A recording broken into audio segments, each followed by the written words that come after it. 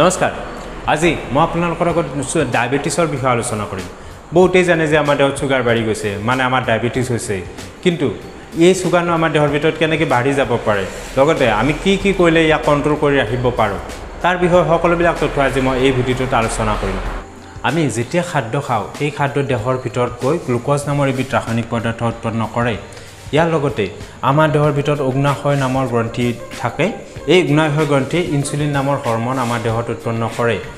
এই ইনসুলিন নামৰ হৰমনবিধে কি কৰে আমি খোৱা খাদ্যৰ পৰা পোৱা যিখিনি গ্লুক'জ পাওঁ সেইখিনি আমাৰ দেহত জমা কৰি শক্তি হিচাপে জমা কৰি ৰাখে কিন্তু কেতিয়াবা কোনো কাৰণবশতঃ এই ইনসুলিনখিনি আমাৰ দেহত যিখিনি উৎপন্ন হ'ব লাগে সেইখিনি উৎপন্ন নহয় বা ইনসুলিনৰ যিখিনি কাম সেইখিনি কৰিব নোৱাৰা হৈ যায় ফলস্বৰূপে আমাৰ দেহৰ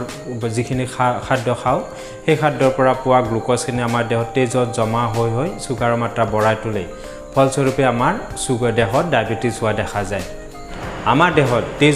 তেজৰ নলীত ইনসুলিন আৰু গ্লুক'জ থাকে আৰু এই ইনসুলিনৰ মেইন প্ৰধান কাম হ'ল আমাৰ দেহৰ কোষত থকা এখন ঢাকনি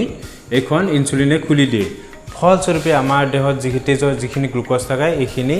আমাৰ কোষৰ ভিতৰত আহি শক্তি হিচাপে জমা হৈ যায় কিন্তু টাইপ 1 নামৰ এবিধ ডায়াবেটিছ আছে য'ত কি হয় এই ইনসুলিন আমাৰ দেহত উৎপন্ন নহয় ফলস্বৰূপে ইনসুলিনৰ যিখিনি কাম ঢাকনখন খুলিব নোৱাৰে ফলস্বৰূপে গ্লুক'জবোৰ আমাৰ দেহত তেজৰ নলীতে জমা হ'বলৈ ধৰে আৰু সুগাৰৰ মাত্ৰা বাঢ়ি যায় আৰু এটা আছে টাইপ 2 ডায়াবেটিছ এই টাইপ 2 ডায়াবেটিছত কি হয় আমাৰ তেজৰ নলীত যিখিনি ইনসুলিন থাকে সেইখিনি ভালকৈ কাম কৰিব নোৱাৰে আৰু কোষৰ ঢাকনিখন খুলিব নোৱাৰে ইয়াৰ ফলতো আমাৰ দেহৰ গ্লুক'জটো তেজৰ নলীত জমা হৈ আমাৰ সুগাৰৰ মাত্ৰা বাঢ়ি যায় এতিয়া আমি ডায়াবেটিছৰ ভাগ তিনিটা আলোচনা কৰোঁ প্ৰথম ভাগটো হ'ল টাইপ 1 ডায়াবেটিছ যেতিয়া আমাৰ দেহৰ ভিতৰত থকা ইমিউনিটি সিস্টেম বা ৰোগ প্ৰতিৰোধী ক্ষমতাই আমাৰ দেহত অগ্নাশয়ত ভুলক্ৰমে আক্ৰমণ কৰে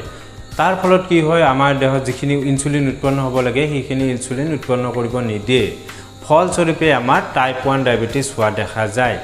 এই টাইপ 1 ডায়াবেটিছ আমাৰ বংশগত হ'ব পাৰে বা সৰু ল'ৰা ছোৱালীৰ ক্ষেত্ৰত হোৱা দেখা যায় আৰু টাইপ 1 ডায়াবেটিছ হ'ল ইনসুলিন ডিপেণ্ডেণ্ট বা ইনসুলিনৰ ওপৰত নিৰ্ভৰশীল বুলি ক'ব পাৰি কাৰণ ইনসুলিন লৈ আমি ইয়াক এই ডায়াবেটিছক কন্ট্ৰোল কৰি ৰাখিব পাৰোঁ এতিয়া আমি টাইপ 2 ডায়াবেটিছলৈ আহোঁ টাইপ 2 ডায়াবেটিছ বিশেষকৈ মধ্যবয়স্ক আৰু বয়োজ্যেষ্ঠ মানুহৰ ক্ষেত্ৰত হোৱা দেখা যায় এই টাইপ 2 ডায়াবেটিছত কি হয় প্ৰথমে দেহে ইনসুলিন উৎপাদনত বাধা দিয়ে আৰু পিছলৈ ইনসুলিনে